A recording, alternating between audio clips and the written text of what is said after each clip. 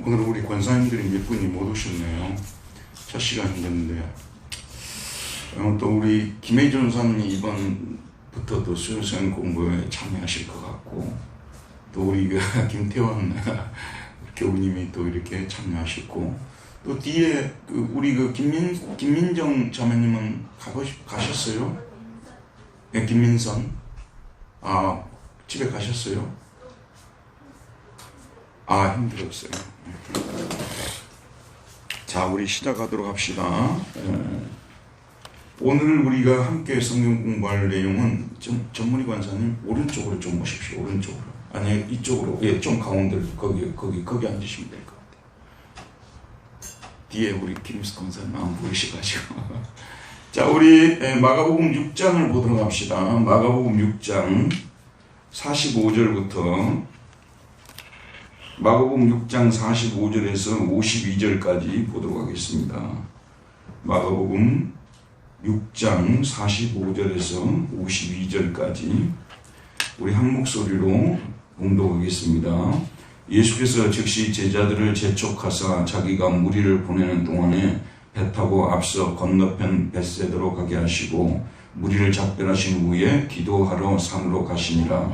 저물매 배는 바다 가운데 있고 예수께서는 홀로 무태에 계시다가 바람이 거스림으로 제자들이 힘겹게 누워졌는 것을 보시고 밤 사경쯤에 바다 위로 걸어서 그들에게 오사 지나가려고 하시매 제자들이 그가 바다 위로 걸어오심을 보고 유령인가 하여 소리 지르니 그들이 다 예수를 보고 놀랍니다. 이에 예수께서 곧 그들에게 말씀하여 이르시되 안심하라 내니 두려워하지 말라 하시고 배에 올라 그들에게 가시니 바람이 그치는지라. 제자들이 마음에 심히 놀라니 이는 그들이 그 떡 떼시던 일을 깨닫지 못하고 도리어 그 마음이 둔하여 졌음이러라. 아멘.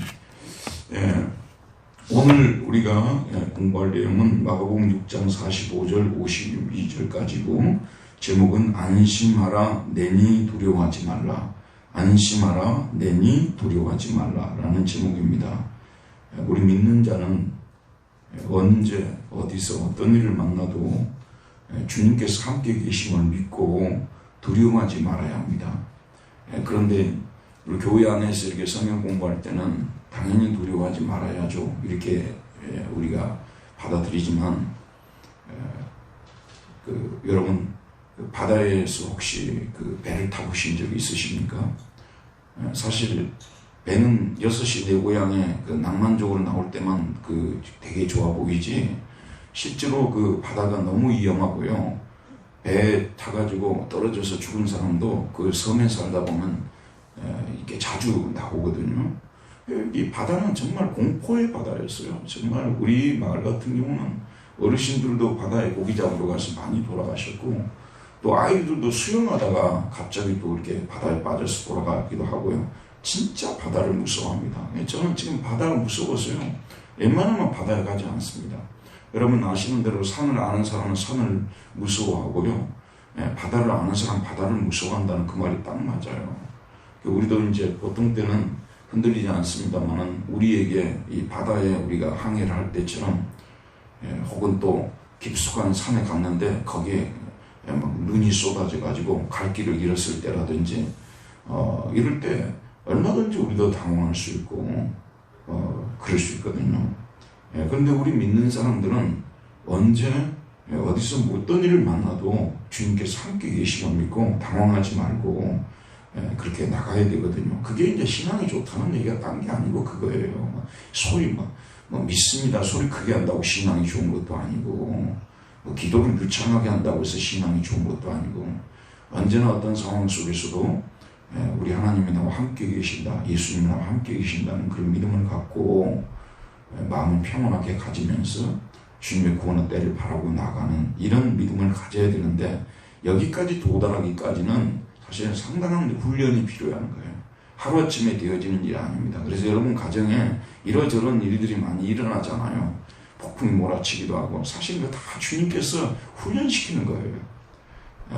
그래서 우리 이제 권사님도 이번에 또 시아버님 장례 치르시고 또 또 아버님이 또 이렇게 또 누워 계시고 여러 가지 어려운 일을 당하는데 그게 다 하나님께서 훈련시키는 과정들이에요. 그냥 우연히 일어나는 게 아니에요. 근데 그런데 놀라운 것이 뭐냐면요. 그런 일을 이렇게 겪고 나면은 시간이 지나고 보면 자기도 모르게 신앙이 성숙해 있다는 것을, 성장해 있다는 것을 느끼게 돼요. 이제 그런 일을 당해도 막 처음에는 막 너무너무 당황스러운데 좀 시간이 가게 되면 별로 당황스럽지 않고 잘 대처하게 되고 또 주님 함께 계신다는 믿음으로 나가게 되고 이렇게 되는 거 아니겠어요? 우리들 가정에 일어나는 폭풍들, 다가오는 모든 이런 폭풍들은 하나님의 섭리 속에서 되어지는 것이지 우연히 일어나는 것들이 전혀 아닌 것입니다. 여러분 남편들이 직장에 가서 어려움을 겪고 또 가정적으로도 여러 가지 어려움들이 다가오고 이런 것들은 다 하나님의 섭리 속에서 일어나는 거. 결국은 우리를 훈련시키기 위해서 일어나는 거예요. 훈련시키기 위해서 일어나는 거라는 거죠. 이걸 우리들이 잘 알고 있어야 된다는 것입니다. 자, 그러면은 1번부터 한번 풀어가면서 살펴보도록 하겠습니다. 1번 우리 다 같이 한번 읽어볼까요? 예수님께서는 오병이어의 기적을 보고 놀란 무리들을 어떻게 하십니까? 동시에 제자들에게는 무엇을 하도록 재촉하십니까? 45절.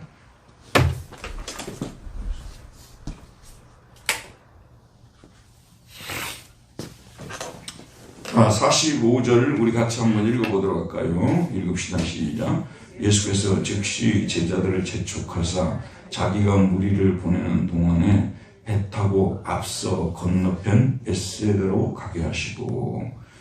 자, 여기 보면 그 앞에 일어난 사건이 뭐냐면 보리떡 5개와 물고기 5마리로, 보리떡 5개와 물고기 2마리죠. 오병이어로 5,000명을 먹이신 사건이 등장하잖아요. 그 엄청난 사건이 일어나게 된 것입니다. 그래서 무리들이 그 자리에 있고 싶었겠습니까? 떠나고 싶었겠습니까? 그 엄청난 기적이 일어난 현장에 그대로 있고 싶었겠습니까? 떠나고 싶었겠습니까?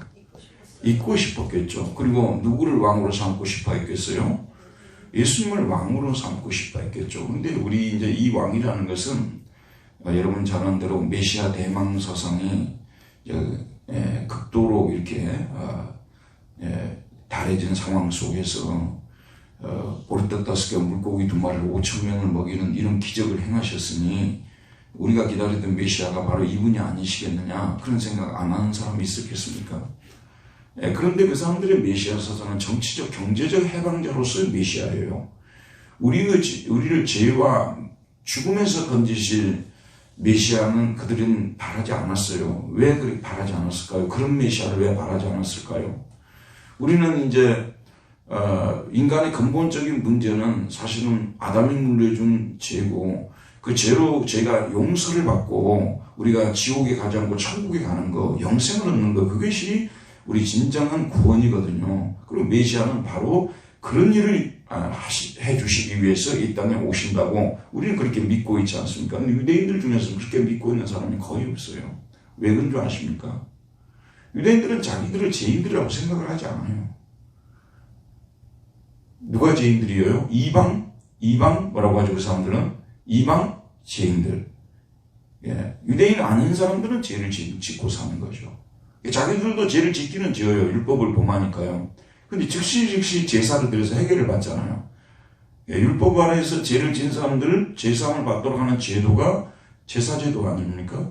그런데 자기들은 즉시 죄 문제를 해결하고 가기 때문에 죄인이라고 생각하잖아요. 그래서 유대인들이 구하는 메시아는 정치적으로 로마로부터 자기들을 해방시켜주는 메시아가 그들에게는 진정한 메시아예요. 경제적으로 그들을 잘 살게 만들어주는 메시아가 그들이 기다리던 메시아였다는 것이죠. 사실 무리들이 지금 현재 기다리는 메시아, 그들이 갈망하고 있는, 대망하고 있는 메시아도 이 유대인들, 전반적으로 유대인들이 기다리던 정치적, 경제적 해방자로서 메시아를 지금 기다리고 있는 거 아니에요? 그런데 이 기적하고 이거는 잘 맞아떨어지는 거예요. 오병이어, 보리떡 5개, 물고기 2마리로 5,000명을 먹일 정도의 그런 기적을 행하셨다면 로마의 그 속박으로부터, 식민지로부터 자기들을 구할 수 없겠냐는 그런 말씀이겠죠. 그래서 이 메시아 사상이 바뀌는 것이 신앙이 바뀌는 거예요. 그래서 우리 신앙도 처음에는 다 뭔가 문제 해결 받으려고 교회 다니잖아요. 그러다가 문제 하나 해결받아도요, 해결받는 그 순간뿐이지, 문제 하나 해결받았다고 영원히 행복할 것 같으면 우리 중에서 행복하지 않은 사람 누가 있겠어요? 문제 해결받을 때 그때뿐이에요. 또 다른 문제가 또 기다리고 있어요. 그럼 또 그 문제 해결해야 되거든. 또 그 문제 해결해달라고 또 부르짖고 또 해결됐단 말이에요. 또 그 문제 해결될 때뿐이에요. 예, 그러니까 그런 문제 하나를 해결해 주기 위해서 예수님이 이 땅에 오신 것이 아니죠. 그래서 진짜 우리 인간의 근본적인 문제와 우리가 직면하고 근본적인 문제를 해결하기 위해서 예수님을 따라다니고, 내가 가지고 있는 근본적인 문제가 예수 그리스도의 피 흘려 돌아가심을 통해서 해결이 됐다는 것, 내 죄가 하나님 앞에 사함을 받고 하나님과 관계가 새로 회복이 되어서 하나님과 화평을 누리고 이제 살아갈 수 있게 되었다는 이 영생의 삶을 누리게 된 것. 야, 내가 어쩌다가 이런 삶을 발견하게 되었지? 어쩌다가 내가 이런 삶을 알게 되었지? 이 세상 사람들이 영생이 있는 줄도 몰라요. 하나님과 관계 속에서 이루어지는 그런 삶이 있는지조차도 몰라요. 근데 우리가 그런 삶을 맛보고 있잖아요. 얼마나 행복해요, 여러분. 지금도 여러분들이 아직 무슨 문제 하나 해결됐다고 그렇게 좋으십니까? 많은 경험을 하다 보면 진짜 문제 하나 해결됐다고 해서 그게 근본적 문제는 하나도 해결된 게 없어요. 그래서 우리들은 지금 현재 그런 기적을 체험했기 때문에 그 메시아가 혹시 이분이 아니시겠느냐 해서 그 자리를 안 떠나고 싶었던 거죠. 우리 예수님께서 어떻게 하시냐면 그 무리들을 거기서 떠나 보내버리는 거예요. 나를 왕 삼으려 하지 말라 그 말이에요. 나는 그런 목적으로 너희들 소원을 이루어지기 위해서, 소원 성취시켜주기 위해서 내가 이 땅에 온 게 아니다 하면서 그들의 잘못된 생각을 가지고 있는 사람들이기 때문에 예수님께서 쫓아보내버리는 거예요. 잘못된 사람들 우리 주변에서요, 나를 좋아한다고 줄줄줄 이렇게 막 데리고 다니잖아요. 그거 나중에 소용 하나도 없어요. 자기들 소원 이루어지지 않으면 나중에요, 결국은 욕하고 비방하고 돌 던지고 도망가게 돼 있어요. 우리들이 실제로 나중에 그렇게 했잖아요. 예수님은 정말 무리들의 그 속성을 잘 아는 거예요. 그 마음을 잘 알아요. 그래서 그냥 이렇게 돌려보내버립니다. 그 다음에 또 동시에 제자들에게는 무엇을 하도록 재촉하십니까? 제자들에게는 즉시 제자들을 재촉하사 자기가 무리를 보내는 동안에 배 타고 앞서 건너편 벳세다로 가게 하시고 그랬죠. 배를 타고 빨리 어디로 가라고 하신 거예요? 벳세다로 가게 하신 거예요. 그러니까 제자들도 지금 현재 어떻게 보면 자기들이 한 일은 아니지만 큰 성과를 이룬 거잖아요. 우리 이제 자기들이 모시고 다니는 주님이, 예수님이 큰 기적을 해서 무리들에게 막 인기가 급상승했잖아요. 그러니까 이제 자기들도 거기에서 그 영광을 함께 누리고 싶었겠죠? 그러겠죠. 근데 우리 예수님께서는 그 영광의 자리를 빨리 떠나라고 하는 거예요. 영광의 자리를 빨리 떠나라고. 그래서 너희들에게는 지금 현재 영광을 지금 현재 누리고 안주할 이 상황이 아니라 너희들이 해야 할 일이 있다. 그래서 사명을 위해서 또다시 보내는 것입니다. 내가 지난번에 시험을 봐가지고 100점을 맞았어요. 그러니까 전교 1등이고 얼마나 좋아요. 이제 영광을 좀 누릴 수 있잖아요. 원래 그 자리에서 계속 그러고 있으면 안 되는 거예요. 빨리 떠나가지고 또다시 새로운 일을 찾아가지고 또 새로운 공부를 하고 이렇게 해야 된다는 그런 말씀이에요. 우리 그리스도인들의 삶 자체가 항상 이렇게 이루어져야 된다. 영광의 자리에 오래 머물러 있으면 안 되는 거예요. 빨리 떠나버려야 됩니다. 빨리 잊어버려야 되는 것이고요. 그리고 새로운 사명이 무엇인지를 찾아서 해야 되는 것이고, 우리 예수님이 그걸 가르치고 있는 거예요. 너희들 지금 영광의 자리에 머물러 있지 말아라 그런 말이에요. 빨리 그 새로운 사명을 찾아서 거기에 도전하라고 예수님께서 말씀하고 계시는 것입니다. 자, 우리 지난날의 모든 영광을 다 잊어버립시다. 그리고 그 자리를 떠납시다. 이제 새로 수요 성경 공부가 시작이 됐어요. 자, 열심히 항해하도록 합시다. 이번에는 이제 더 많은, 특별히 우리 김혜지 전사님이 또 막강한 선수가 지금 또 이렇게 수요 성경 공부에 참여하게 돼서 얼마나 좋은지 모르겠어요. 또 우리 김태형 우리 교우님도 오시고, 또 우리 김민선 교우님도 또 이렇게 참여하시고, 여러 이제 교우님들이 이렇게 수요 성경 계속 참여해서 공부하게 돼서 너무 좋고요. 어쨌든 여러분, 신앙생활은 성경을 공부하면서 성경 맛을 봐야 신앙생활은 맛이 나는 거지, 성경 맛도 못 보는데 신앙생활하는 그거요, 문제 하나 풀리고 안 풀리고 그거 아무것도 아니에요. 그거요. 어떻게 보면 예수 안 믿어도 문제 풀릴 거 풀리고 안 풀릴 거 안 풀리는 거예요. 그러니까 문제는 하나님 말씀의 맛을 봐야 되는 거예요. 사실은 성경 공부하는 성도들이 다 나와야 되는 거예요. 다른 일들이 지금 더 중요하기 때문에 여기 못 나오는데 나오셔서 성경 공부하는 게 제일 재밌습니다. 그 다음 2번. 자, 우리 한번 2번을 읽어보도록 합시다. 문제를 읽읍시다. 시작. 예수님께서는 무리와 작별하신 후에 어디로 가십니까? 무엇하러 그리로 가십니까? 46절. 우리 김혜지 전사 한번 크게 읽어봐요. 무리를 작별하신 후에 기도하러 산으로 가십니다. 자, 무리를 여기 작별한다는 것은 떠나보낸 거예요. 무리를 그냥 강제로 이렇게 해산시켜버린 거예요. 그리고 나서 예수님은 어디로 가십니까? 예, 어디로 가셨어요? 그러니까 장소. 어디로요? 산으로 가신 거예요. 산으로. 우리 예수님은 주로 감람산이라든지 이런 산으로 가셔서 기도하는 습관을 가지셨잖아요. 그래서 습관을 쫓아라는 말을 쓰지 않습니까? 시간만 있으면 예수님은 무리를 떠나서 또는 제자들을 떠나서 혼자 산에 가서 산으로 가서 하나님과 교제하는 것을 즐겼다는 말씀입니다.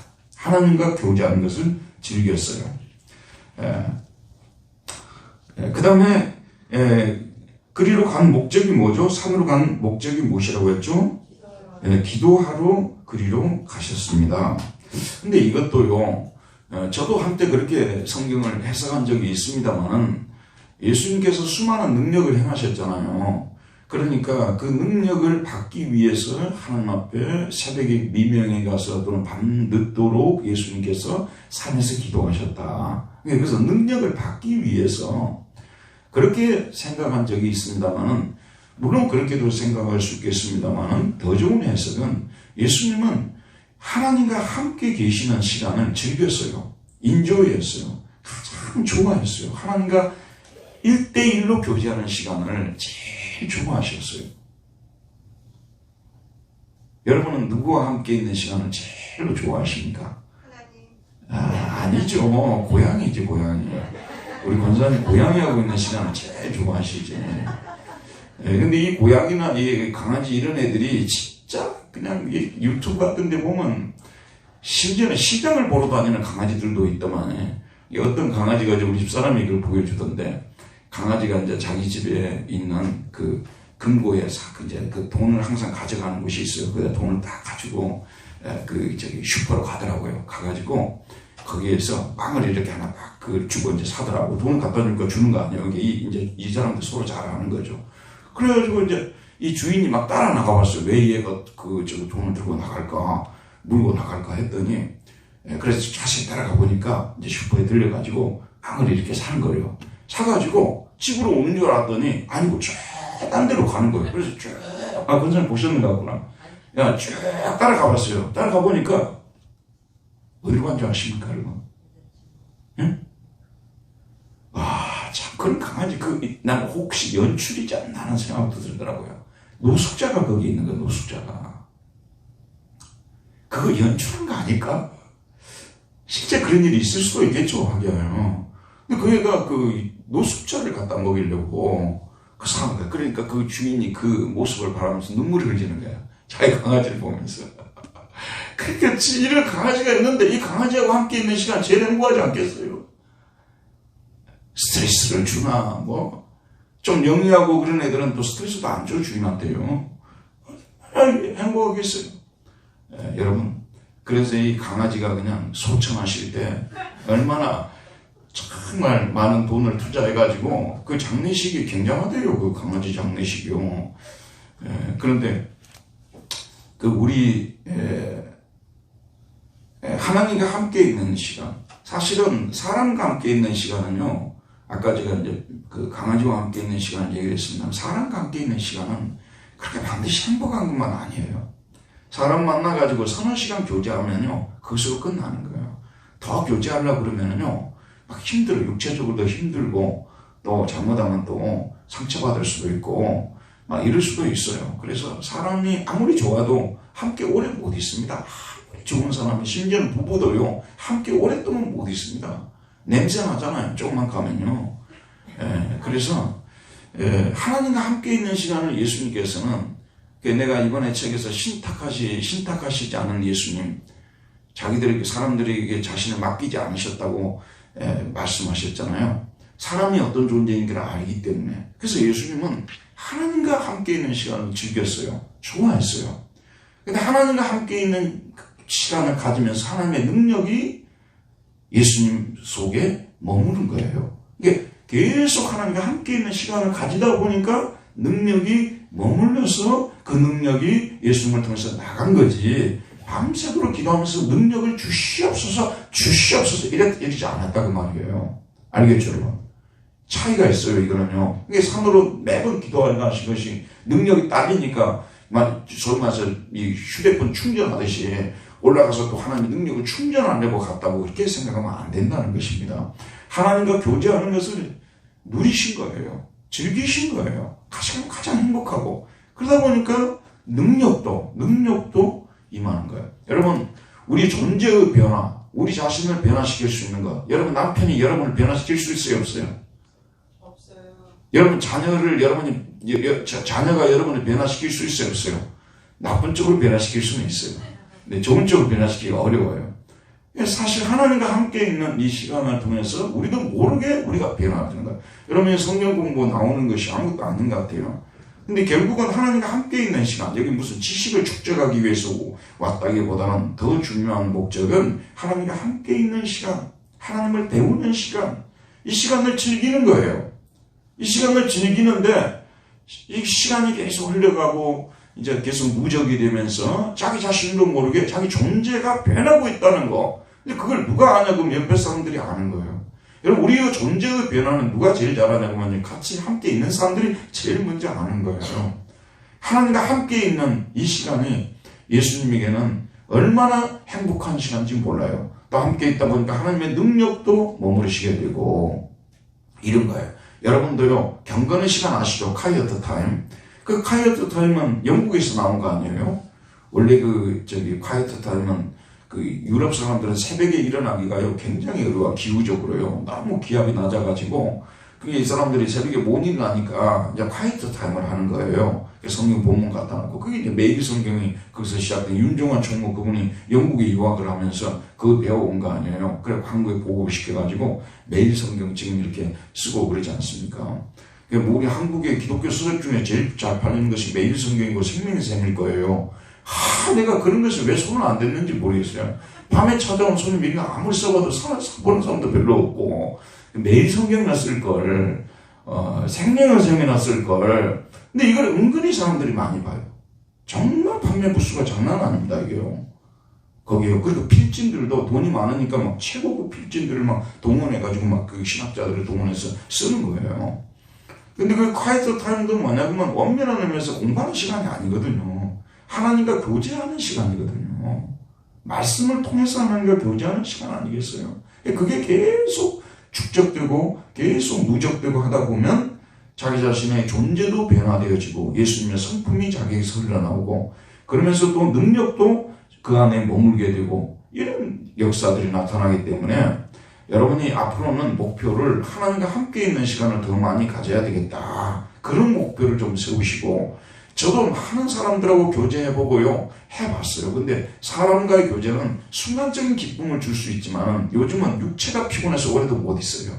육체가 은근히 피곤해. 사람하고 교제하는 게 쉬운 일인 줄 아십니까?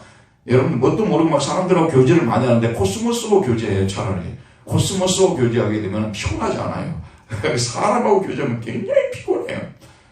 그래서 하나님과 교제를 하자. 자, 그 다음에 3번을 보도록 합시다. 3번 읽읍시다. 시작. 날이 저물어지면서 배는 바다 가운데 있고 예수님은 홀로 무태에 계셨습니다. 그때 바다에서 제자들은 어떤 일을 겪고 있었습니까? 예수님은 이 광경을 보시고 어떻게 행동하십니까? 자, 이 47절을 먼저 한번 읽어보도록 할까요? 저물매 배는 바다 가운데 있고 예수께서는 홀로 무태에 계시다가 이건 뭐냐면 물리적 거리가 지금 상당히 지금 현재 커졌다는 얘기죠. 예, 물리적 거리가. 예수님은 지금 어디에 저 육지에 계시죠. 산에 계시죠. 산에. 그리고 또 그러니까 산에서 이제 이렇게 바다를 이렇게 갈릴리 바다를 내다보는 거죠. 위에서 이렇게 내다보는 상황이잖아요. 그리고 보니까 배는 저기 바다 한복판에 지금 가 있는 거죠. 지금 이 상황을 말하고 있는 거죠. 물리적 거리가 있었다는 말씀입니다. 자, 그 다음에 48절에 보게 되면은 48절 읽읍시다. 바람이 거스림으로 제자들이 힘겹게 노젓는 것을 보시고 밤 사경쯤에 바다 위로 걸어서 그들에게 쏘고사 지나가려 하시면, 여기는 주어가 예수님이에요. 지금 산에서 지금 예수님은 기도하시면서 하나님과 교대하면서도 누구를 지금 걱정하고 있는 거예요? 제자들을 걱정하고 있는 거예요. 제자들이 지금 이제 조금 있다가 만나요. 어떻게 보면 예수님께서 제자들이 지금 그 바다에 가서 어려움을 당할 것을 미리 알고 계시다고도 볼 수가 있겠죠. 그래서 거기서 지금 바다에서 일어나고 있는 일을, 산에서 지금 예수님이 어떤 일이 일어나고 있는지를 지금 보고 있는 상황입니다. 그래서 바람이 거스름으로 이제 배를 이렇게 저어가는데 앞에서 바람이 불어오는 거잖아요. 바람이 불어오는 거잖아요. 그러니까 노젓기가 쉽겠어요? 어렵겠어요? 예, 노를 저보지도 않으시는데 권사님 어떻게 하실까? 예, 상상이죠. 근데 저는 이게 바다에 살면서 진짜 이렇게 바람을 맞서서 노를 저어봤어요. 정말 어렵습니다. 배가 잘 나가질 않아요. 예, 그리고 이제 거기다 바람까지 불게 되면, 심해지게 되면 굉장히 어렵죠. 그래서 바다 정말 6시 내 고향이나 봐야지 바다 갈 곳이 아닙니다. 바다 낭만적이라고 생각했다가는 큰일 납니다.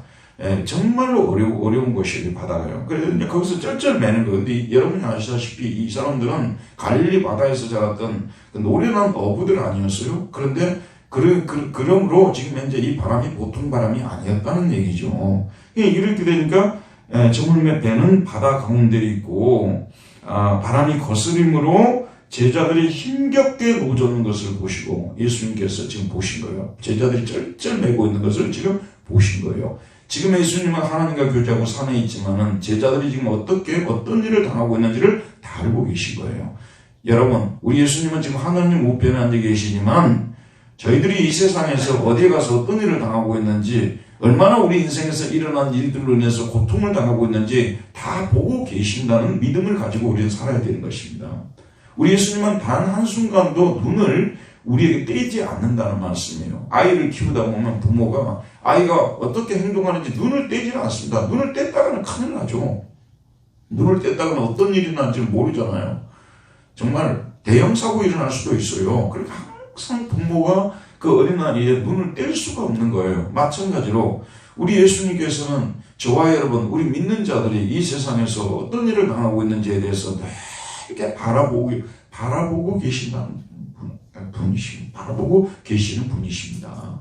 단 한 번도 눈을 떼지 않으시고, 여기에 대해서는 이제 우리가 지식적으로는 알고 있지만 실제 이런 일들이 일어날 때, 쩔쩔매고 있을 때 사실은 그 문제만 바라보고 우리를 바라보고 계시는 예수님을 우리가 잊어버릴 수 있다는 말씀이에요. 신앙이 좋아진다는 것은 뭐냐면 나만 지금 쩔쩔매고 있는 것이 아니라 쩔쩔매고 있는 나를 우리 예수님께서는 다 보고 계신다는 그런 믿음을 가지고 살아간다는 것이죠. 그게 이제 차이점 아니겠습니까? 신앙이 성숙했다는 증거 아니겠습니까? 제자들이 힘겹게 노젓는 것을 보시고, 자, 제자들이 쩔쩔매고 있어요. 이러다가는 배가 파산할 수 있어요. 그래서 예수님께서 지금 몇 시예요? 밤 4경. 밤 4경은 그리스 로마 시계로 이렇게 계산을 하려면 새벽 3시에서 5시를 갖다 4경이라고 한대요. 1경, 2경, 3경, 4경 여러분 아시죠? 근데 이 지금 4경은 뭐냐면 지금 새벽 3시에서 5시. 새벽 3시에서 5시가 어떤 시간일까요? 예? 예, 잠을 가장 이렇게 깊이 이렇게 자는 시간이고, 또 그 시간에 2시간만 그때 잠을 자줘도요, 뭐라고 해야 될까, 하루에 별로 필요하지 않을 정도로 인텐시브하게 2시간만 자줘도 그런 시간이거든요. 예수님이 밤새 동안 하나님과 교제하면서 주무시지 않으셨죠. 그리고 지금 현재 이 시간은 어떻게 하셔야 될 시간이죠? 주무셔야 될 시간이에요. 꿀잠을 주무셔야 할 시간 아니겠습니까? 그런데 제자들의 고통을 겪는 것을 보시고 주무실 수가 없는 거예요. 그래서 지금 다가오는 거 아니에요. 아이를 키우는 부모가, 아이가 지금 현재 잠깐 너무 피곤해하고 지금 자려고 하고 있어요. 근데 아이가 또 계속 돌아다니고 있어요. 잠을 잘 수 있습니까? 그와 같은, 그러니까 제가 드린 말씀은요, 우리가 예수님의 사랑, 하나님의 사랑을 생각하는데 정말 이런 생각을 가지고 좀 우리가 살아가야 된다는 그런 말씀이죠. 이렇게 눈을 떼지 않고 우리 예수님께서는 늘 우리를 사랑하고 계시는 분이시라는 것. 그래서 노젓는 것을 보시고 밤 사경쯤에 주무셔야 될 시간에 주무시지도 않으시고 그 다음에 어떻게 하셨어요? 바다 위로 어떻게 했습니까? 걸어서 이 페리파테오라는 이 단어가요, 페리파톤이라고 되어 있는데 이 페리파테오 제가 설교 시간에 자주 말씀드렸죠. 산보하다는 뜻이에요. 사실은 예수님이 바다 위로 걷는 것은 산보하는 것 똑같아요. 여러분들은 그렇게 했다가는 바로 다음날 장례 치러야 됩니다. 우리는 바다 위로 산보하듯이 걸어갈 수가 없죠. 한두 발짝만 뛰어도 바로 빠져버리는 거 아니겠어요? 그런데 예수님께서는 바다 위를, 왜냐하면 예수님은 창조주시고 하나님이시기 때문에 바다를 지으신 분이 예수님이시지 않습니까? 그렇기 때문에 예수님은 바다 위를 산책하듯이 걸어올 수 있는 분이세요. 근데 이 바다 위를 걸어왔다는 이 표현이 예수님이 사람이 아니라 신이라는 거죠. 인간의 모습을 입고 오신 하나님의 아들이시라는 것을 증명하는 거 아니겠습니까? 바다 위로, 누가 바다 위로 걸어요? 걸었다가는 큰일 나죠. 걸어서 그들에게 오는 것입니다. 바다 위로 걸어서 그들에게 오사, 지나가려고 하시면 이런 표현들은요, 구약 성경에 보게 되면 하나님께서 자기 백성에 오실 때 쓰는 표현들이에요. 그러니까 여기 다 이런 표현들 자체가 예수님이 하나님의 아들이시라는 것을 지금 현재 나타내주는 표현입니다. 예수님이 하나님의 아들이시라는 거죠. 하나님의 아들이 그리 걸어오는 것은 너무도 쉬운 일 아니겠습니까? 그래서 그러면 이제 그 모습을 바라보면 제자들이, 그 다음 문제를 한번 보도록 할까요? 4번 읽읍시다. 시작. 제자들은 예수님께서 바다 위로 오심을 보고 어떤 생각을 하게 됩니까? 그리고 어떤 반응을 보입니까? 49절. 제자들이 그가 바다 위로 걸어오심을 보고 유령인가 하여 소리 지르니. 자, 제자들이 뭐라고 생각합니까? 유령이라고 생각했잖아요. 판통이라고요. 그리고 어떻게 했어요? 소리 질렀다고 하는데 크게 소리를 질렀어요. 그러니까요, 설마서 귀신이다 하면서 막 지금 소리 지른 거 아니에요. 제자들이 보십시오, 여러분. 제자들이 이런 반응을 보여야 되겠어요? 이런 반응을 보이지 않아야 되겠어요? 예수님이 그동안에 마가복음 1장부터 우리가 5장까지 계속 공부를 해왔잖아요. 귀신을 쫓아내기도 하고 손마른 자의 손을 펴기도 하고 얼마나 많은 능력을 보여주면서 하나님의 아들이심을 입증시켜 주셨습니까? 그렇기 때문에 예수님은 하나님의 아들이시기 때문에 이 시간에도, 밤 사경에도, 이 새벽 시간에도 무리로 걸어서 우리에게 올 수 있고 우리를 도우시기 위해서 올 수 있다는 믿음을 가져야 되는데 제자들이 이런 많은 기적을 체험하면서도 여전히 믿음이 안 생기는 거예요. 그러니까 믿음은 참 이게 많은 시간이 지나야 이게 생기는 것입니다. 여러분, 모든 사람이 다 하나님을 믿는 것 같죠? 아니에요. 많은 시간이 지나면서 훈련을 받으면서 믿음이 생기는 거지. 제자들이, 우리들이 평생도록 살아도 못 볼 기적들을 몇 번 봤잖아요. 우리들이 평생도록 살아서 500여 기적 보겠어요? 평생도록 살아도 손 마른 자가 손 펴는 기적을 보겠어요? 귀신 들린 자 쫓겨나는 거 우리가 볼 수 있겠어요? 쉽지 않죠. 제자들은 그걸 다 본 사람들, 가장 가까이서 본 사람들이에요. 그러니까 예수님이 이 지금 이제 배에 타서 노젓기 힘들어하고 지금 배가 지금 전복될 수 있는 이런 상황 속에서 자기들에게 올 수 있는, 바다 위로 걸어서 자기들에게 올 수 있는 전능하신 하나님의 아들이시라는 것을 자연스럽게 믿어야 되고 소리칠 것도 없어요. 여러분, 이제 예전에 기도원 같은 데 가게 되면은 막 소리치고 막 큰 소리로 치고 막 주여 하고 막 이렇게 또 삼창을 시키기도 하고, 주여 5창은 왜 안 시키고 꼭 3창을 시키는지 모르겠어요. 그래서 만세 3창 비슷하게 해가지고 주여 막 이런단 말이에요. 그건 뭐냐면 너무 답답하니까 그렇게 해보라고. 그거는 내가 이해가 가요. 마음이 너무 터질 것 같으니까, 고통스러워 견딜 수 없으니까 속에 있는 거 좀 이렇게 폭발을 시키라고 하는 것은 이해가 가는데, 그렇게 부르신다고 하나님께서 오시고 주여 이렇게 부르시면 안 오시겠어요. 그러니까 아무리 기도원을 해도 성도들에게 바른 신앙을 가르쳐 줘야 되는데, 제자들이 소리 낼 필요도 없어요. 주님이 오시는 것 같구나. 당연히 오셔야 될 뿐이지. 이러잖아요. 당연히 오셔야 될 뿐이죠. 배를 오래 타신 그 선장들 있잖아요. 또 배를 오래 탄 그 거부들 있잖아요. 뭐 파도가 막 이렇게 치고 그러면 막 처음 탄 사람들 막 소리치고 난리가 날 거 아니에요. 배가 전복된다고. 그 사람들은 소리치지도 않아요. 이러다가 뭐 이게 그런다고 해서 이게 배가 넘어질 게 아니라는 거죠. 오랫동안의 경험에 의해서 이렇게 얘기하지 않습니까? 그게 제자들이 신앙이 참 더디 성장하는 겁니다. 여러분 목회자도 그러고 또 교회 오래 다니신 분들은 새로운 성도들이 막 신앙이 금방금방 성장하는 것처럼 보이잖아요. 정말 신앙이 이게 빨리 성장하지 않습니다. 아주 느리게 성장합니다. 제자들 보십시오. 제자들 옆에서 근접해서 다 이런 기적을 보았음에도 불구하고 당연히 올 수 있다고 믿어야 되는 건데 소리 지를 이유도 없어요. 당연히 오실 수 있는 분 아니에요. 근데 막 소리를 치고 막 유령이라고 막 이러거든요. 유령이라고. 이거는 귀신이다 지금 이러고 있는 거잖아요. 자, 유령인가요? 소리 지르니. 자, 그 다음 몇 번입니까? 5번입니까? 읽읍시다. 그들은 물 위로 걸어서 자신들에게 오는 분이 예수님이신 줄 알고 놀랍니다. 예수님께서는 그들에게 무엇이라고 말씀하십니까? 50절 읽읍시다. 시작. 그들이 다 예수를 보고 놀랍니다. 이에 예수께서 곧 그들에게 말씀하여 이르시되 안심하라 내니 두려워하지 말라 하시고 그들이 모두 다 판테스라고 했어요. 모두 다 거기 배 타고 있는 한 사람도 예외 없이 베드로라고 해서 좀 믿음이 더 자랐는가 했더니 똑같은 거예요. 안드레, 야고보, 요한 다 똑같아요. 그 중에 한 명도 지금 현재 예수님을 하나님의 아들로 진심으로 믿고 있지를 못한 거예요. 그들이요. 그동안 그렇게 따라다니고 훈련을 받았는데도 불구하고 지금 이러고 있는. 그래서 모두 다 예수를 보고 놀랐다라고 말하고 있습니다. 깜짝 놀랐다고 말하고 있습니다. 그 다음에 그러니까 어떻게 예수가 이렇게 우리 예수님이 이렇게 바다 위를 걸어올 수 있는지 귀신이면 몰라도 참 재밌는 역설입니다만은 귀신이면 몰라도 예수님이 어떻게 걸어올 수 있는가 지금 이런 상황이 벌어지게 된 거 아니에요. 그래서 예수 보고 깜짝 놀랐어요.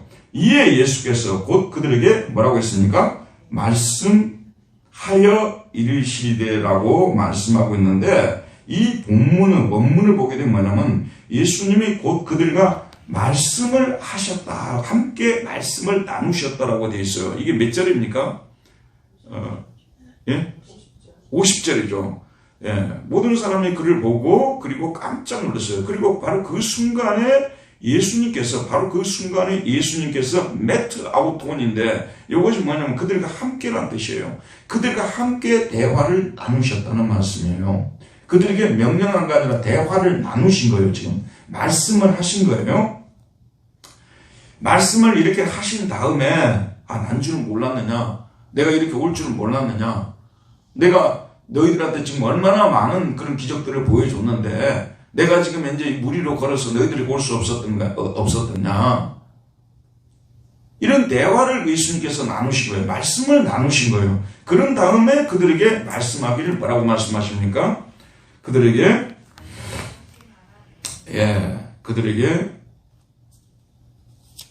첫 번째는 뭐죠? 안심하라고 했어요. 안심하라. 사르세이트라고 말씀하고 있습니다. 안심하라. 콤피디리테, 이거는 라틴어로는 콤피디리테인데 이게 뭐냐면 나를 신뢰하라 그 말이에요. 안심하라. 그리고 뭐라고 합니까? 내니라는 말을 쓰죠. 그쵸? 그게 나왔죠? 안심하라. 그 다음 뭐죠? 내니. 이 내니라는 것이 뭐냐면요, 그냥 내니라는 것은 그냥 말하자면 I am이라는 뜻이에요. 영어로 말하자면 I am이에요. 근데 여러분 이 I am인데 이 표현이 예수님께서 어떤 신적 권위로 진리를 가르치실 때 쓰던 표현이에요. 자주 쓰는 표현이에요. 그게 이제 히라보는 에고 에임이라고 하거든요. I am인데 에고 에임이 이렇게 하는데 예수님이 그 신적 하나님의 아들의 자격으로서 진리를 가르치실 때 주로 쓰는 표현이 에고 에임이, 내니라는 표현이에요. 그러니까 지금 현재 이 표현 자체가 예수님께서 내가 하나님이지 않느냐, 내가 하나님이 지금 현재 여기 너희들과 지금 함께 있는데 너희들이 지금 현재 안심해야 되지 않느냐, 결코 두려워하지 말라는 말씀이 나오는. 왜 결코 두려워하지 말라는 건? 내가 지금 현재 여기 있지 않느냐, 내가 하나님이 지금 너희들과 함께 있지 않느냐, 너희들 왜 두려워하지 않느냐, 두려워하느냐. 여러분 설교 100번 듣는 것보다도요, 여러분들이 내가 예수 그리스도를 믿을 때 하나님이 임마누엘 늘 나와 함께 계신다는 이런 믿음을 가지고 있다면은 어떤 상황 속에서도 뭐 목사가 두려워하지 말래서 두려워하지 않는 것도 아니고, 뭐 상황을 보니까 뭐 다 좋아질 것 같아서 두려워하지 않는 것도 아니고, 주님이 나와 함께 계신다는 이 믿음, 임마누엘의 믿음을 우리가 가지게 될 때 안심하고 두려워하지 않게 되죠. 여기에 우리 신앙의 승부를 걸어야 되는 거죠. 늘 우리 하나님의 말씀을 우리가 붙들고 살아가게 될 때 주님은 늘 우리와 함께 계신다는 거, 여기에 대한 임마누엘에 대한 믿음을 확고하게 가져야 된다는 말씀입니다. 지난날 우리가 그 교회 다닐 때 이제 목사님들이 많은 설교를 하고 또 막 기도원에도 막 이렇게 데리고 다니고 막 여러 가지 훈련도 하고 그러지 않습니까? 사실은 다 그게 뭐냐면 임마누엘을 가르치기 위해서 훈련을 시키는 거라고 봐야 되는 거거든요. 여러분 정도 이제 오랫동안 신앙생활 하신 분들이면 이제는 우리 주님께서 언제 어디서나 늘 나와 함께 한다는 믿음을 가지고 살아야 되는 것이죠. 두려워할 필요도 없고 마음의 평온을 누릴 수가 있는 것이죠. 안심하라, 내니 두려워하지 말라. 늘 그런 믿음을 가지고 우리가 살아가게 되는데, 지금 제자들은 초점이 무엇이냐면 예수님이 하나님의 아들이심을 아직도 믿지를 못하고 있고, 그렇기 때문에 문제가 없을 때는 조용한데 문제가 조금만 발생하면 당황하고 막 소리치고 두려워하고 막 하나님이 나와 함께 계신지 안 계신지 모르겠다 그러고, 이게 뭐냐면 임마누엘의 신앙을 그들이 아직 배우지를 못한 것이에요. 그래서 먼저 말씀을 하시고 그 다음에 두려워하지 말라, 내니 안심하라, 이렇게 말씀해 주고 있습니다. 자, 그 다음에 몇 번이죠? 6번입니다. 읽읍시다. 시작. 예수님은 배에 올라 그들에게 가십니다. 그때 어떤 일이 일어납니까? 그랬습니다. 몇 절입니까? 51절. 읽읍시다. 시작. 배에 올라 그들에게 가시니 바람이 그치는지라 제자들이 마음에 심히 놀라니. 배에 올라 그들에게 가시니 바람이 그치는지라.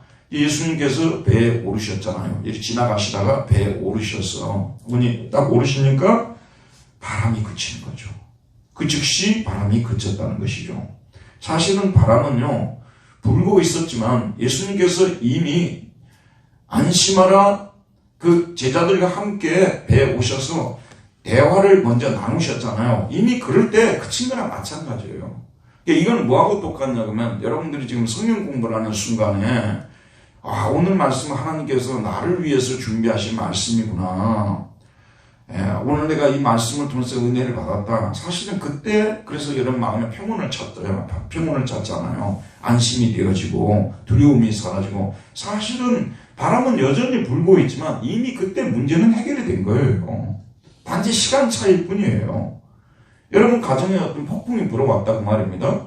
그런데 오늘 말씀을 통해서 이 폭풍 가운데서 너 두려워하지 말고 안심해, 내가 함께 있지 않느냐, 이 말씀을 배웠단 말입니다. 그러면서 우리 마음에 평화가 찾아왔어요. 안정이 찾아왔어요. 이거는 뭐냐면 가정에 불어온 폭풍이 멈추는 것은 시간 문제일 뿐이라니까요. 예수님의 배에 타서 지금 현재 폭풍이 멈추는 것이 아니라 이미 예수님이 제자들과 함께 대화를 나누는 순간에, 말씀을 듣고 말씀하면서 교제하는 순간에 이미 문제는 해결이 된 것이고, 시간적으로 볼 때 지금 조금 뒤에 배에 오르시니까 잠잠해지게 된 것이죠. 그처럼 말씀이 중요한 것입니다. 그래서 우리 하나님은 우리를 구할 때요, 뭘로 구원하냐면 말씀으로 구원하는 거예요. 말씀으로 구원하는. 그래서 우리 기독교 신앙은 철저하게 말씀 중심의 신앙이 되어야만 하는 것이고요. 말씀을 통해서 우리가 진짜 은혜를 받고, 말씀을 통해서 힘을 얻고 위로를 받고, 여기에 우리 승부를 걸어야 되는 것입니다. 신앙의 승부는요. 여기에다가 초점을 맞추고 나가야 되는 거예요. 근데 말씀을 통해서 은혜를 전해받지를 못했어요. 그런데 어떤 기적을 통해서 자꾸 하나님의 그 능력을 체험하려고 이렇게 하다 보게 되면 신앙이 자랄 수가 없어요. 그래서 그 다음에 문제는 그냥 그대로 논리적으로 그냥 이어지는 문제예요. 자, 그때 어떤 일이 나옵니까? 그랬더니 배에 올라 그들이 가시니 바람이 그치는지라 제자들이 마음에 심히 놀랐다. 제자들이 마음에 심히 놀랐다고 되어 있어요. 제자들은 크게 놀랐다고 되어 있죠.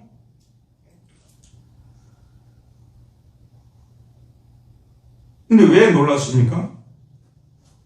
52절. 이는 그들이 뭐죠? 그 떡 떼시던 일을 깨닫지 못하고 도리어 그 마음이 둔하여졌음이니라. 예수님이 나에게 오셔서 이렇게 풍랑을 잠잠하게 만드는 거 있잖아요. 바람이 그치게 하는 거 아무것도 아니잖아요. 그러니까 놀랄 것도 없어요. 예수님이시니까 당연히 할 수 있는 일이시거든요. 맞죠? 놀라고 말 것도 없어요. 그런데 이 사람들이 깜짝 놀라는 거예요. 심히 놀랐다. 근데 이 표현들은 다 여러분이 그 앞부분에서 보았지만 그들이 기적을 행할 때 이런 일도 할 수 있는 분이신가? 이런 일도 할 수 있는 분이신가? 이렇게 깜짝깜짝 놀라는 걸 말하는 거예요. 그게 놀라는 거예요. 놀랄 일이 아니죠. 예수님은 당연히 할 수 있는 분이시니까. 예수님이 오셨다는 것은 문제가 이미 해결됐다는 얘기거든요. 여러분이 말씀을 듣는 순간 하나님의 평화가 내 마음을 지배했다고 말이요. 이미 그 문제는 해결된 거나 마찬가지라는 것이죠. 그렇기 때문에 놀랄 일도 아니라 떠들썩할 일도 아니라는 것입니다. 근데 왜 그러면 이들이 놀랐냐? 그걸 설명해 주고 있는 거, 그 이유를 말해주고 있는데 그 이유가 뭐죠? 52절이죠. 이유가 뭐죠? 그들이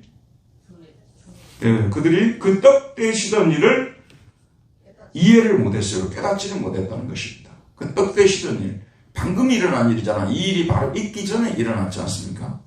그런데 이런 떡 떼시는 일을 보고서도 그 기적만 그들이 봤지 예수님이 하나님의 아들이시라는 것을 아직도 이해를 못했다 그 말이에요. 기적을 베푸시는 목적이 무엇이죠? 예수님이 하나님의 아들이심을 알려주기 위해서 기적을 행하는 거 아니에요? 기적 자체가 목적이 아니지 않습니까? 예수님이 하나님의 아들이심을 알리기 위해서 이런 기적을 행하시는 건데 이런 기적을 보면서도 예수님이 하나님의 아들이심을 이해를 못했다고 말이에요. 여러분, 우리가 공부를 가르칠 때요, 이해했습니까? 이런 말을 참 많이 쓰잖아요. 이해했어요? 이해해? 이런 표현을 많이 쓰잖아요. 독일에서도 보게 되면 영어로 understood라는 말을 쓰잖아요. 독일에서도 막 가르칠 말 까딱하면 verstanden 이런 말을 굉장히 많이 써요. 이해했어, verstanden 엄청나게 많이 씁니다. 이해했어. 그런데 제가 가르쳐본 결과로서 여러분에게 경험으로서 말씀드리면요, 수도 없이 가르쳐도 우리 인간이 잘 이해를 못해요. 어떤 문제에 대해서 수도 없이 가르쳐줘도요, 인간이 쉽게 이해하는 줄 압니까? 지금 고개 끄덕끄덕 하시는 분들이 특별히 이해를 못해요. 지금요. 근데 이 고개를 끄덕끄덕 해주는 것은 A상 해주는 거거든요. 이거는요, 앞에 가르치는 사람이 너무 수고를 하니까 A상. 그래서 설교할 때 제일 앞에서 많이 끄덕거리는 것은 예전에 그 농촌교회에서 제일 많이 끄덕거리는 할머니, 할아버지들이 앞에서 특별히 할머니들이 제일 많이 끄덕거려 주시잖아요. 왜 그렇습니까? 어떤 선교사가 케냐에 가서 설교를 했는데, 케냐에 가서 설교를 했는데, 설교가 끝난 다음에 오늘 설교를 듣고 주 예수님을 영접하신 분들은 다 일어서십시오 하니까 다 서더래요. 그래서 얼마나 자기가 감격했겠어요. 어마어마한 능력의 종이라고 자기가 생각했겠죠. 나중에 내가 오늘 설교를 했는데 거기 이제 현지인 선교사님한테 내가 설교했는데 예수님 영접하니까 다 일어서던데 정말 굉장하죠. 그러니까 그 선교사님이 그들이 예수님을 믿어서가 아니라요, 그건 문화예요, 문화. 그 사람들은 문화라는 거예요. 그냥 일어섰어요. 그럼 또 일어서 주는 게 안 믿어. 그러고 놓거든요. 전혀 예수님의 하나님의 아들이심을 믿지를 않는 거예요. 여러분, 어디까지 믿어야 진짜 믿는가? 예수님이 사람의 몸을 입고 오신 하나님의 아들이시라는 거. 그래서 이분을 믿어야만 우리가 구원을 받는다는 거. 여기까지 믿어야 믿는 거거든요. 예수님에 대해서 목사님들이 수도 없이 많이 설교를 해요. 좋은 일도 많이 했고, 좋은 말씀도 많이 했고, 능력도 해나시고, 그래도 그 능력이나 좋은 말씀, 거기에만 촉적, 예수님이 이웃을 사랑하라고 했다. 그거는 똑똑하게 잘 알고 있어요. 근데 예수님이 하나님의 아들이시라는 안 믿어요. 산상보험 봐라. 예수님이 얼마나 좋은 말씀 많이 하셨는가. 원수 입 밤을 때는 밑밤까지 떼주라고 하는데 이런 말씀 하신 사람 누가 있냐고. 굉장한 분 아니냐고 이러잖아요. 그래도 예수님이 죽은 자를 살리시고 없는 자를 있는 것 같이 부르시고 부활이고 생명이고 그를 믿는 자는 영생을 얻고 제사함을 받고 이런 말씀들은 안 믿는다고 말이에요. 예수님이 죽은 자를 예수님 죽은 자 살릴 수 있지. 그건 하나님의 아들이시라는 것을 믿지 않는 거죠. 이런 일들이 비일비재해요. 참으로 안타깝습니다. 예수님이 하나님의 아들이심을 믿도록 설교를 하는 것이 그의 진정한 목적이에요. 근데 거기서 빗나가 버리면요, 아무리 좋은 설교해도 그 사람 예수 믿는 게 아니에요. 제일 비참한 거 그게 아니에요. 교회를 오랫동안 다녀도 끝까지 예수님이 하나님의 아들이심을 믿지 않는 거. 예수님의 말씀이 얼마나 좋은 줄 아냐고. 그런 말씀은 세상에서 누구도 할 수 없는 말씀이라고. 여러분, 그 말씀을 자유주의자들이 그러고 다녔어요. 그런다고 해서 그 사람들이 예수님의 하나님의 아들이심을 믿습니까? 아니죠. 예수님을 믿어봐. 가난한 사람 중에서 부자 안 될 사람 아무도 없다고. 예수 잘만 믿고 나가면 다 부자 된다고. 그 사람들이 그렇다고 해서 예수님의 하나님의 아들이심을 믿는 겁니까? 아니죠. 참으로 그래서 여러분들이 동료 그리스도인들을 바라볼 때 예수님의 하나님의 아들이심, 나의 죄를 위해서 죽으시고 부활하신 분으로 믿지 못하고 있는 형제자매들을 보면요, 그게 강제로 되는 문제도 아니잖아요. 우리가 눈물의 기도를 해드려야 돼요. 중보의 기도가 그래서 필요한 거예요. 불쌍히 여겨달라고. 그들도 나와 같이 예수님이 누구신지를 알게 해달라고. 그리고 옆에 있는 사람들의 간절한 중보 기도를 통해서 그 사람들의 마음이 열려지는 것이고, 그 둔해졌던 마음들이, 이 둔해졌던 기가 열려지게 되는 것이거든요. 참으로 재밌는 표현이 있는데요. 그게 뭐냐면, 이는 그들이 그 떡대시던 일을 깨닫지를 못했어요. 그분이 이걸 보면서도 예수님 하나님의 아들이심을 이해를 못했고, 도리어 그 마음이 어떻게 됐다고 돼 있어요? 둔해졌다는 말을 쓰는데, 이게 페포로메네라고 돼 있어요. 페포로메네. 영어로 하든드래요. 하든드. 이게 하드란 말이죠. 하드. 이게 저는 발음을 못해요. 오리지널 발음을. 이게 뭐냐면 뭐라고 해야 될까요? 강팍해졌다. 또는 뭐죠? 둔해졌다. 또는 뭐죠? 딱딱해졌다. 이렇게 둔감해졌다. 뭐 이런 식으로 되어진 거예요. 그 다음에 이렇게 된 거예요. 그러니까 보세요. 이 사람들이 분명히 기적을 봤단 말이에요. 그러면 마음이 더 이렇게 뭐라고 해야 될까요? 부드러워져야 되는 거 아니에요? 더 이해력이 더 좋은 쪽으로 가지고 이래야 되잖아요, 이 마음이. 그런데 그렇지 않았다는 그런 말씀입니다. 사실 여러분요, 아주 내가 떠올라서 여러분들한테 말씀을 드리는데요. 아이들한테 자꾸 어머니, 아버지가 내가 보통 분이 아니라는 거, 보통 엄마가, 아빠가 아니라는 걸 알려주기 위해서 뭐 사달라면 이거 사주고, 또 저거 사달라면 또 저거 사주고 막 이러잖아요. 그런데 그 사주면 마음이 그 사주는 순간은 부드러워져요. 야, 우리 어머니, 우리 아버지가 역시 최고 나를 사랑하고 그러잖아요. 근데 그 또 사주고 또 사달라는 게 떠오르잖아요. 근데 또 사달라는 걸 안 사주잖아요. 그럼 막 애들이 화를 내요. 그러면 부모들이 뭐라고 할까요? 처음부터 안 사줄 걸, 이놈들. 처음부터 안 사줄 걸 그렇게 안 가냐요. 오히려 베풀고 사주고 원하는 게 해줬는데 이 아이들의 마음이 더 좋아지는 쪽으로 가야 되는데 그렇지 않은 경우들이 많다는 말씀이에요. 좋은 부모님들은 그렇잖아요. 사달라는 거 해달라는 거 다 안 해주잖아요. 설득을 하고 웬만하면 안 해주잖아요.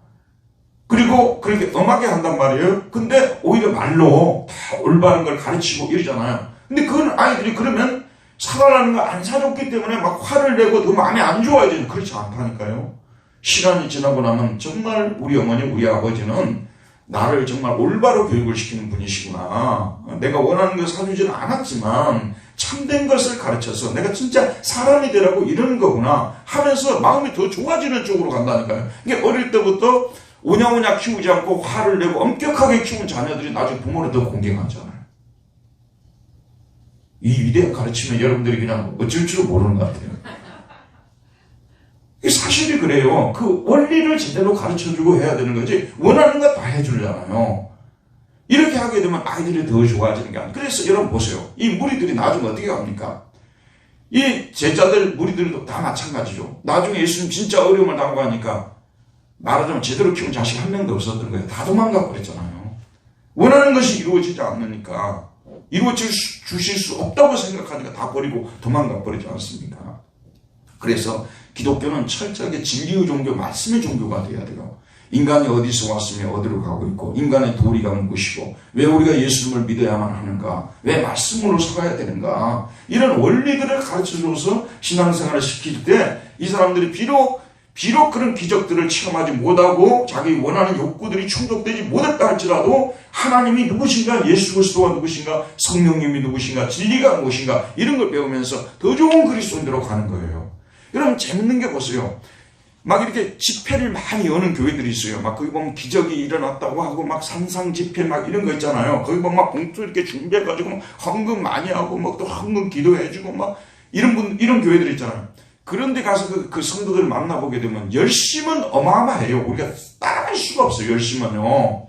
하지만 그 사람들은 지금 이제 무리들이 어쩐 줄 아십니까? 예수님이 저쪽으로 간다고 하잖아요. 게네사렛 저쪽 편으로 간다면요, 예수님보다 빨리 거기 가고 거기 도달했고 딛고 있었어요. 얼마나 믿음이 좋게 보입니까? 산상기도 그렇게 빠진 분들 보게 되면요, 이산저산 다 다니시면서 그 부흥사 쫄쫄 따라다니면서 다 다녀요.